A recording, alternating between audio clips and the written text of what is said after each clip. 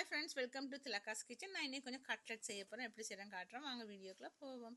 நான் இப்போ ஒரு தவாவை அடுப்பில் வச்சு 2 மேசக்கரண்டி எண்ணெய் விட்டு அதில் ஒரு பச்சை மிளகாய் சின்ன சின்னதாக கட் பண்ணி ஒரு 2 வெங்காயம் நான் கட்டமாக இந்த மாதிரி கட்டமாக வெட்டி நான் அதையும் அந்த எண்ணெயில் நல்லா வதக்கி எடுக்கிறேன். அதுக்கு தேவையான அளவு உப்பும் சேர்க்குறேன்.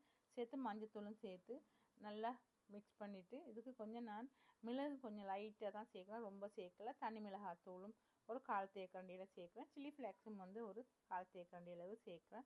காரம் அவங்கவுங்களுக்கு விருப்பத்தை பொறுத்துது. இப்போ இந்த வெங்காயத்தோட இந்த மிளகாய் தூள் எல்லாம் நல்லா மிக்ஸ் பண்ணி நல்லா சேரணும். நான் ஒரு 2-3 மீன் பீசஸ் இருந்துச்சு, அதை நான் உப்பும் மஞ்சளும் போட்டு அவிச்சு அதில் முள்ளெல்லாம் எடுத்து நல்லா உதிரியாக எடுத்து வச்சு இப்போ அதெல்லாம் நான் அதில் சேர்க்குறேன்.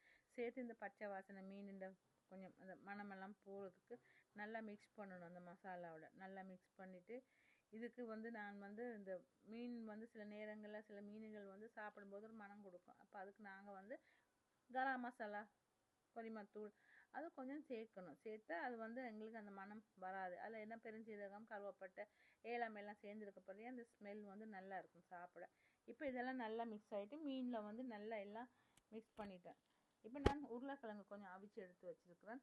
அதையும் நான் இதுக்குள்ளே சேர்க்க போகிறேன். சேர்த்துட்டு அதையும் நல்லா இந்த மீனோட நல்லா மிக்ஸ் பண்ணுவோம். இப்போ மீனில் உதிரியாக வந்துட்டு இப்போ இந்த உருளைக்கிழங்கு போடும்போது எல்லாம் நல்லா உருட்டி பிடிக்கிற அளவுக்கு எல்லாம் வந்துடும். நாங்கள் இந்த மாதிரி கொஞ்சம் மீன்கள் இருந்தால் பிள்ளைகளுக்கு நாங்களே வீட்டில் செய்து கொடுக்கலாம். கடையில் நாங்கள் கட்லட், ரோல்ஸ் அது வாங்குறத விட வீட்டிலேயே நாங்கள் இப்படி செய்து டீ டைமுக்கு அதுக்கு சாப்பிட்டா எங்களுக்கும் ஒரு ஹாப்பினஸ்ஸாக இருக்கும், சந்தோஷமாக இருக்கும்.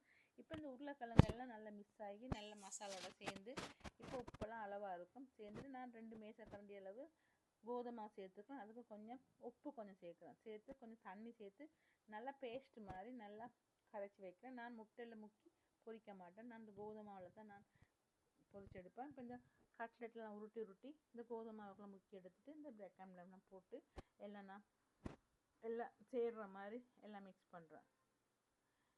அப்போ நாங்கள் எங்களுக்கு தேவையான அளவில் நாங்கள் இதெல்லாம் செய்து ஃப்ரை பண்ணி எடுத்தால் நல்லா கிறிஸ்பியாக இருக்கும். ஏன்னா நாங்கள் கோதுமாவை தானே சேர்த்துருக்குறோம். இப்போ முட்டையில் சேர்க்குறத விட கோதுமாவில் சேர்த்தா கொஞ்சம் கிறிஸ்பியாக இருக்கும்.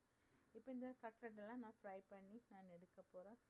சாப்பிட்றதுக்கும் நல்லா வாய்க்கு ருசியாக இருக்கும். நாங்களே செய்து சாப்பிட்றது இன்னும் கொஞ்சம் டேஸ்ட்டும் கூட இருக்கும். நான் நிறைய சின்ன வீடியோ எல்லாம் போடுறேன், நீங்கள் எல்லாம் பார்த்துப்பீங்க. என்னுடைய வீடியோ எல்லாம் எல்லாத்துக்கும் என்னுடைய வீடியோ எல்லாம் பிடிச்சிருக்குன்னு நினைக்கிறேன்.